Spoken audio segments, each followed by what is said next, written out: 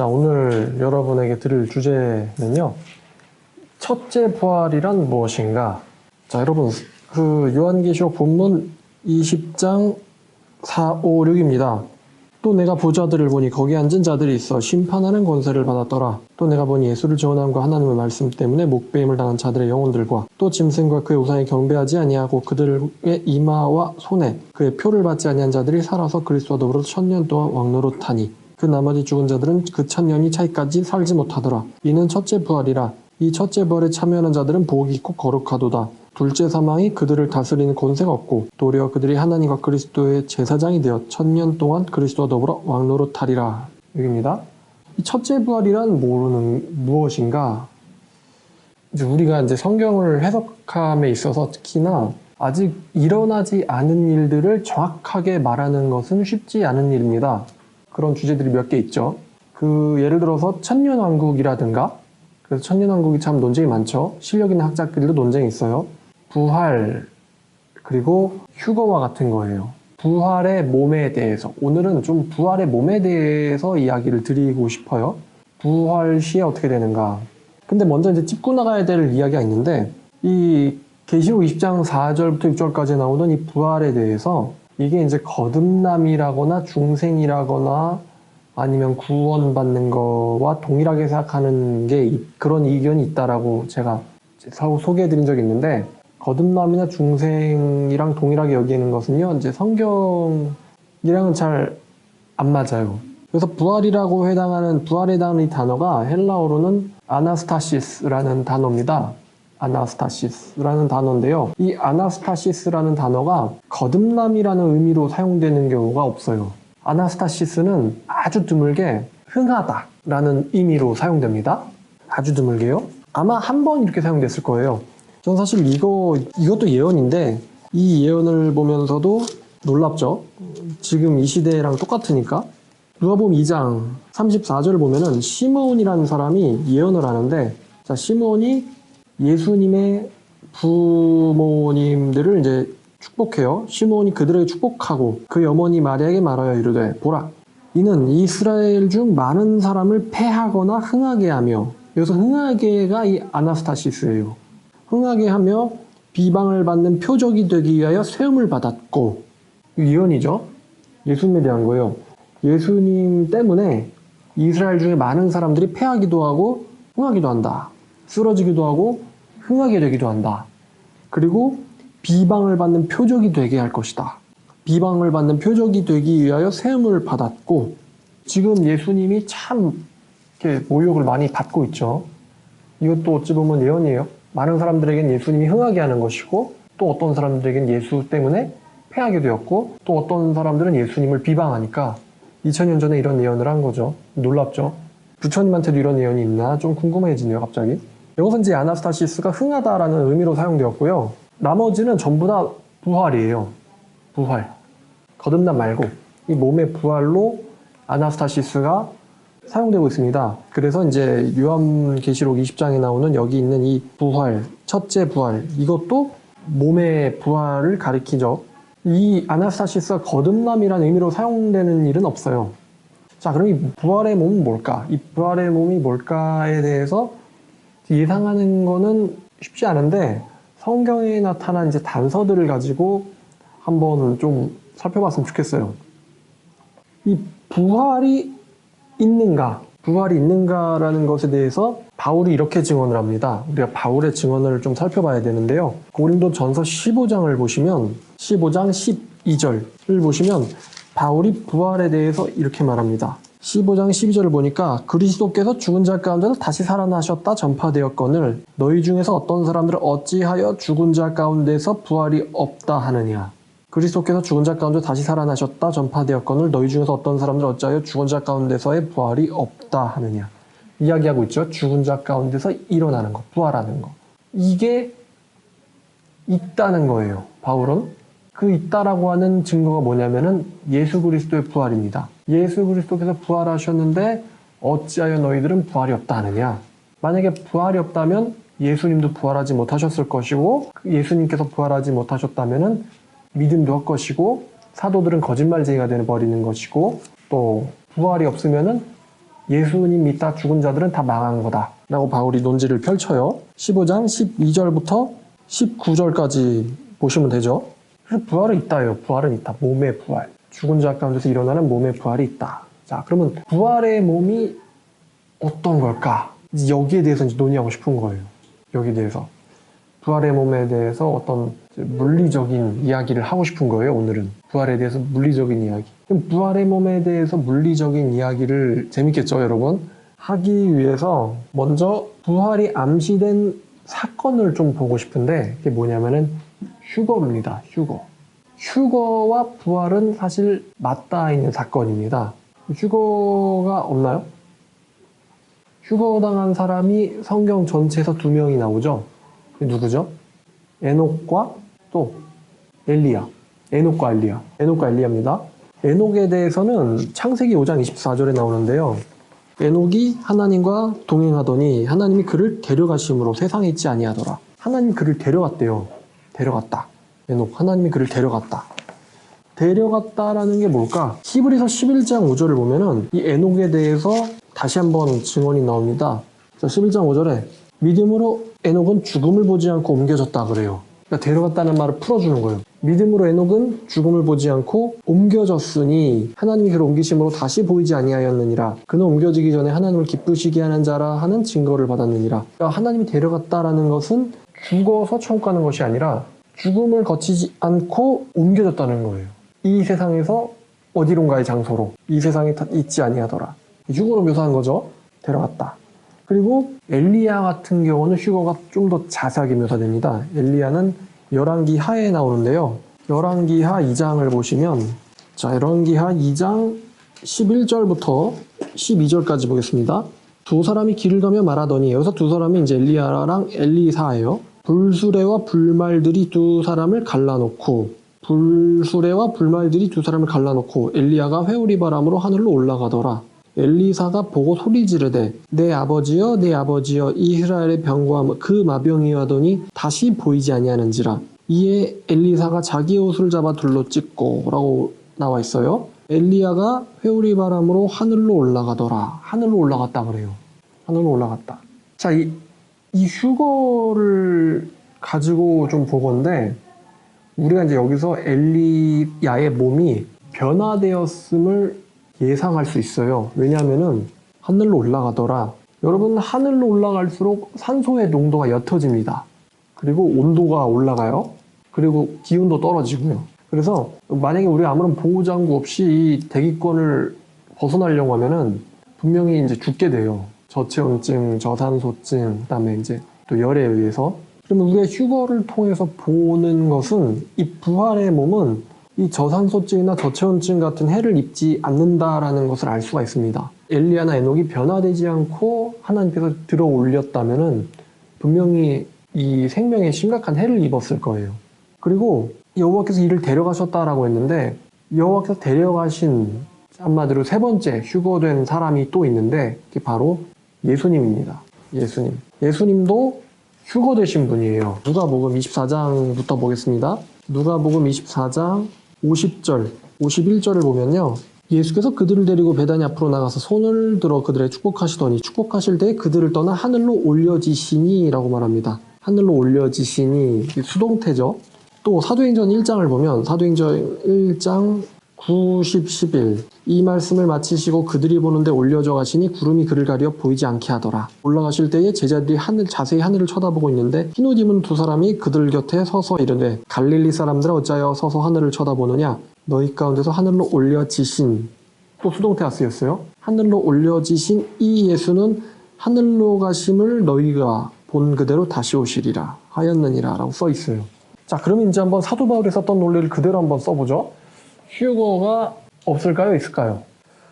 예수님의 부활이 있기 때문에 몸의 부활이 있는 거죠. 그럼 예수님의 휴거가 있다면은 또 성도들의 휴거가 있다면은 여기서 성도란 이제 엘리야랑 엘리사인데 우리들의 휴거도 있을 수 있다라고 보는 게 아무래도 좀 바람직하겠죠. 어떤 사람들은 몸이 하늘로 올라간다고? 공중으로? 이러면서 좀 비아냥거리는 사람들이 있어요. 그 사람들이 예수님이 공중으로 올라가셨다라는 것을 믿으면서 우리가 공중들림은 받지 않을 거다라고 생각하는 건 또 역시 일관성이 없어요. 그러니까 그런 게 절대 일어나지 않을 거야 라고 보는 거는 좀 비일관적이라는 거죠. 자, 그러면 엘리야 같은 경우는 변화되면서 동시에 올려져 간 사람이에요. 에녹도 그렇고. 근데 예수님은 변화되면서 올려지신 게 아니라 부활을 먼저 하시고 올려지시기까지 40일이라는 갭이 있어요. 예수님은 부활하시고 나서 40일 동안 제자들과 같이 지내셨어요. 그래서 부활하신 예수님에 대한 기록들이 성경에 몇 군데가 있는데 한번 24장을 보죠. 누가복음 24장을 보면 31절에 엠마오로 가는 길에서 제자들에게 나타나신 사건인데 13절에 그날에 그들 중 둘이 예루살렘에서 25일이 되는 엠마오라 하는 마을로 가면서 그래서 이제 제자 둘이 가는데 예수께서 그들과 동행하신 거예요. 15절을 보니까 근데 이제 그들이 예수님이 변했기 때문에 알아보지 못했습니다. 그들이 이제 예수에 대해서 막 이야기하면서도 예수님이 당사자 앞에 예수님 바로 당사자가 자기들 앞에 있는데 알아보지 못했어요. 그런데 이들이 28절을 보니까 엠마오에 거의 다 왔어요. 그랬더니 이제 예수님의 말씀을 듣고 이들이 이제 더 이야기를 해줘라. 그랬더니 예수님께서 그들에게 축사하시고 떡을 떼어 주셨는데 30절에 그랬더니 31절에 그들의 눈이 밝아져서 예수인 걸 알아봤는데 예수님이 그들에게 보이지 아니하시는지라. 분명 좀 전까지는 떡을 떼어서 그들에게 줬는데 그들이 떡을 받고 이분 예수님이잖아 라는 것을 눈치를 챘는데 예수님이 눈에서 안 보였다. 예수님이 사라지셨다는 거예요. 자, 그러면 예수님이 어떻게 사라지셨을까? 얘들아 잠깐 나 화장실 좀 다녀올게 라고 양해를 구하고 사라지셨을까? 아니면은 자기들이 놀라고 할 때 일어나가지고 문을 살짝 열고는 조용히 나가셨을까? 뭐 여러 가지 추론이 가능하겠죠. 근데 성경이 우리에게 주는 이 암시는 예수님께서 어떤 물리적인 방식으로 사라지셨을 거다라는 것을 좀 예측하기 어렵게 만들어요. 왜냐면은 33절 이들이 곧 그때로 일어나 예루살렘으로 갔거든요. 예루살렘으로 갔고 또 두 사람이 예루살렘으로 가서 11제자와 함께 모였는데 36절에 그 제자들이 이 말을 하고 있을 때 예수께서 친히 그들 가운데 서서 이르시되 너희에게 평강이 있을지어다라고 했단 말이에요. 그러면 예수님이 몰래 문을 열고 나와서 예루살렘에 있는 제자들이 모인 곳으로 전력 질주를 하셨을까? 후다다다다다닥 하면서 쟤네들한테 보이면 안 돼. 후다다다다닥 하면서 전력 질주를 하셨을까? 근데 보니까 방에서 먼저 나가신 건 예수님이신데 도착한 건 그 두 제자가 먼저 들어왔어요. 그러니까 물리적으로 보면 그 두 제자가 예수님을 앞질렀다는 건데 그렇다는 것은 예수님이 먼저 나가서 뛰시다가 두 제자가 나오는 걸 보고는 어디론가 숨으신 거예요. 인기척을 못 느끼도록. 두 제자가 예수님을 지나가지고 그 예루살렘으로 뛰는 것을 보고 그 다음에 이제 멀찍이서 인기척을 숨기고 예수님도 같이 뛰었다라고 보기가 좀 어렵죠. 37절에 그들이 놀라고 무서워하여 그 보는 것을 영으로 생각하는지라 예수께서 이르시되 어찌하여 두려워하여 어찌하여 마음에 의심이 일어나느냐 내 손과 발을 보고 나인 줄 알라 또 나를 만져보라 영은 살과 뼈가 없을 때 너희가 보는 바와 같이 나는 있느니라 라고 하시고는 손과 발을 보이시나 그들이 너무 기쁨으로 아직도 믿지 못하고 놀랍게 여길 때 이르시되 여기에 무슨 먹을 것이 있느냐 하시니 이에 구운 생선 한 토막을 드리니 받으사 그 앞에서 잡수시더라. 그러면 예수님이 부활하신 예수님이 영이냐? 영이 아니라는 거예요. 왜냐하면 영은 예수님의 증언에 따르면 물질이 없다. 물질이 아니다. 영은. 너희가 보는 것과 같이 나는 있다라고 말씀하셨단 말이에요. 자, 그러면 이제 누가복음 24장에서 예수님은 갑자기 사라지셨고 갑자기 나타나셨어요. 또 이 동일한 사건이 요한복음 20장에도 나와 있는데 요한복음 20장 19절에 예수님 부활하신 날이죠. 이날 곧 안식 후 첫날 저녁 때에 제자들이 유대인들을 두려워하여 모인 곳에 문들을 닫았는데 예수께서 가운데 서서 이르시되 너희에게 평강이 있을지어다 하시고는 손과 옆구리를 보이시니라 그랬어요. 그래서 문들을 닫았다라고 하는 것은 이제 문들을 잠궜다라고 보면 자연스럽죠. 문을 닫고 잠궜는데 예수께서 오사 가운데 서서 이르셨다라고 말씀을 하십니다. 자, 그러면은 예수님이 그 문을 뒤에서 뭐 이렇게 따셨을까? 이런 또 우리가 상상을 할 수 있어요. 갑자기 어떻게 나타나셨지? 잠긴 문 한가운데로. 자, 그럼 어떤 사람은 이게 이제 예수님이 지나가자 잠긴 문이 열렸다라고 이제 이야기하는 사람도 있어요. 근데 우리가 뭐 예수님이 지나가시자 잠긴 문이 저절로 열렸다라거나 이건 이제 사실 베드로가 감옥에 갇혔을 때도 일어났던 일이거든요. 천사가 그냥 휙 하니까 잠긴 문들이 찾고도 풀리고 잠긴 문들이 다 열렸어요. 그런 사건이 있었기 때문에 예수님도 당연히 그렇게 하실 수 있다라고 보여지지만 갑자기 가운데서 나타나셨든 아니면 장기문을 여시고 나타나셨든 분명한 거는 예수님의 부활의 몸은 물리적인 세계의 법칙을 초월했다는 것을 우리가 이제 성경을 통해서 알 수 있어요. 예수님 부활하신 날 사건을 특히 보면은 요한복음에 따르면 부활하신 예수님을 먼저 본 사람이 막달라 마리아예요. 막달라 마리아가 먼저 봤어요. 그 다음에 예수님의 무덤으로 갔던 나머지 여자들이 빈 무덤을 보고 천사들과 대화한 다음에 제자들에게로 뛰던 와중에 예수님을 만납니다. 그러니까 마리아가 먼저 만났고 여자들은 이 자리를 이탈했는데 이 여자들이 가다가 예수님을 중간에 만납니다. 중간에 예수님을 만났고 또 이 엠마오로 가던 제자들이 예수님을 또 만났고 그날 저녁에 이제 온 제자들이 예수님을 만나요. 근데 여기서 예수님께서 그들에게 나타나실 때의 방법이 전혀 예수님이 돌아가시기 전에 십자가 사건이 있기 전의 모습과는 조금 다른 뉘앙스인 것을 우리가 성경에서 볼 수 있습니다.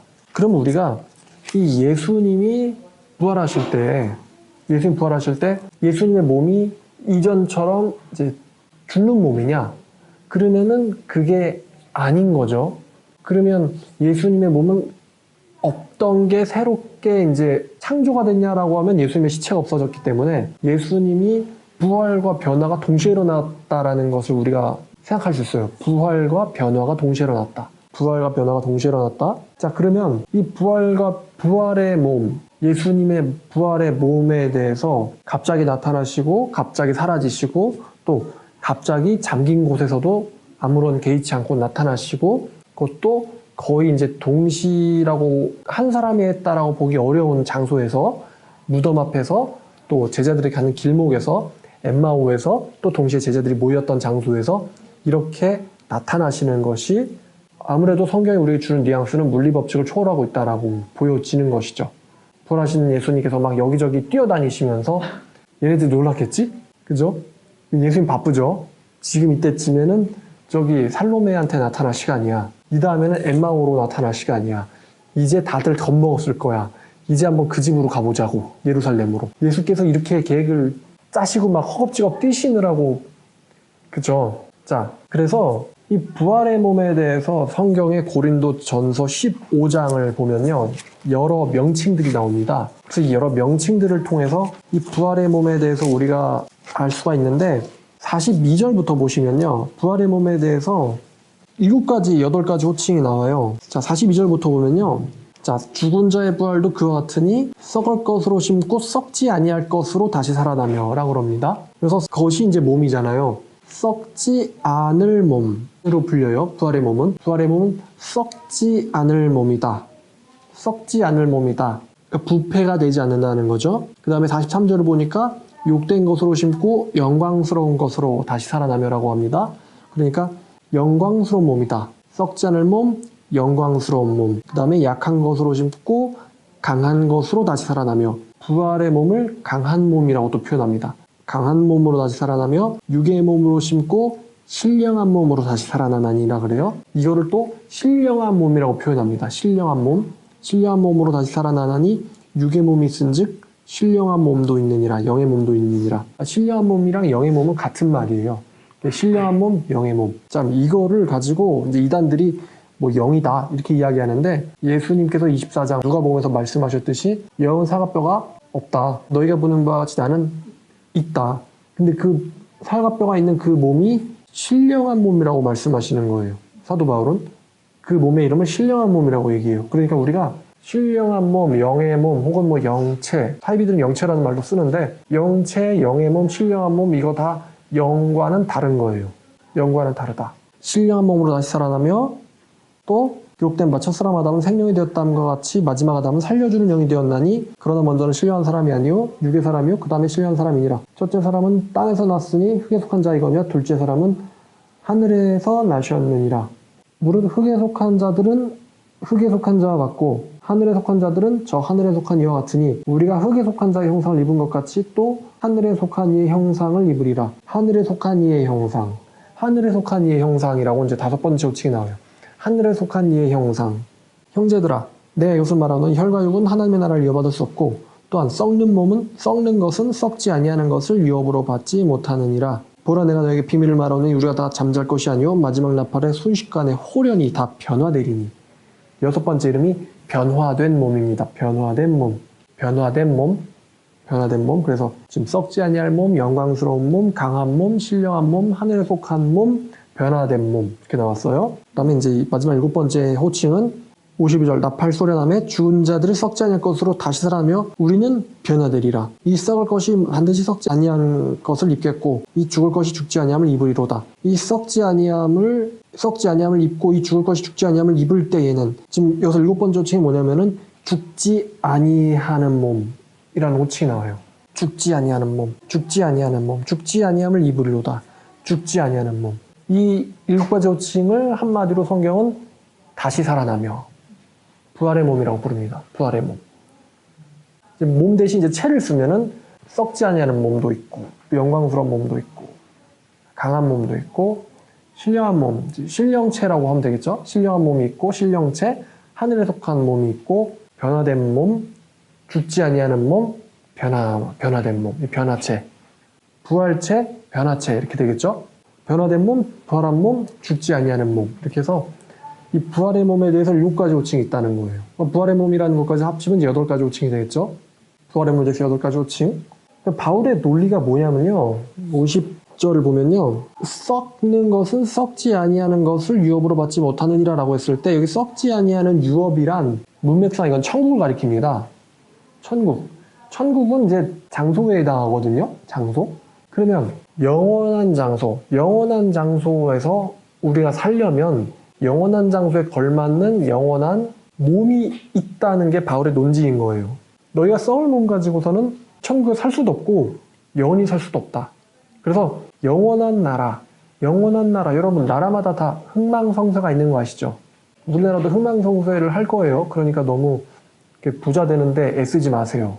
어차피 망하면 화폐가치도 같이 떨어지기 때문에 모든 세상 나라들 흥망성쇠가 있는데 천국은 그의 나라는 영원할 것이요. 천국은 영원합니다. 그럼 그 영원한 나라, 영원한 땅, 영원한 집에서 살려면은 그 나라에 거하는 몸도 영원한 몸이라는 거예요. 이게 바울의 논리예요. 천국에선 천국에서 쓰는 몸이 있다. 지구에선 지구에서 쓰는 몸이 있는 것처럼 천국에선 천국에서 쓰는 몸이 있다. 그 몸에 우리들이 다 덧입혀질 것이다. 라고 바울이 말합니다. 그리고 여기에 대해서 고린도 후서 5장에서 한 가지 호칭을 바울이 더 알려주는데 고린도후서 5장 1절 만일 땅에 있는 우리의 장막집이 무너지면 여기서 이제 땅에 있는 우리의 장막집이 무너지면 여기서 우리 장막집이 뭘까요? 몸을 가리킵니다. 집을 가리키는 게 아니고 몸을 가리켜요. 만약에 우리가 땅에서 죽는다면 이런 말이에요. 땅에 있는 우리의 장막집이 무너진다면 우리가 죽는다면 우리가 하나님께서 지으신 집 곧 손으로 지은 것이 아닌 하늘에 있는 영원한 집이 우리에게 있는 줄을 아느니라 그랬어요. 집이 뭐라고요 여기서? 몸을 의미해요. 하늘에 있는 영원한 집이 있다. 하늘에 있는 영원한 집. 이게 부활의 몸의 다른 호칭인 거예요. 하늘에 있는 영원한 집이 있다. 참으로 우리가 여기 있어 탄식하며 하늘로부터 오는 우리의 처소로 덧입기를 간절히 사모하노라 그랬어요. 그러니까 처소, 집이죠. 집으로 덧입기를 사모한다. 그러니까 여기서 이 집을 몸으로 하고 있을 때 부활의 몸을 입기를 사모한다는 말이에요. 부활의 몸을 입기를 사모한다. 우리가 이렇게 입으면 벗은 자들로 발견되지 않으리함이라. 참으로 이 장막에 있는 우리가 짐진 것까지 탄식하는 것은 벗고자 함이 아니요 오히려 덧입고자 함이니 이는 죽을 것이 생명에 삼킨 바 되게 하려 함이라. 이 말씀 낯익죠? 죽을 것이 생명에 삼킨 바 되려 함이라. 이 말씀은 아까 고린도전서 15장에서 우리가 봤던 말씀과 동일한 말씀입니다. 15장 54절에 이 썩을 것이 썩지 아니함을 입고 이 죽을 것이 죽지 아니함을 입을 때에는 사망을 삼키고 이기리라는 기록된 말씀이 이루어지리라. 이 말씀이 다시 인용된 거예요. 죽을 것이 생명에 삼킨 바 되게 하려 함이라. 이 말씀이죠.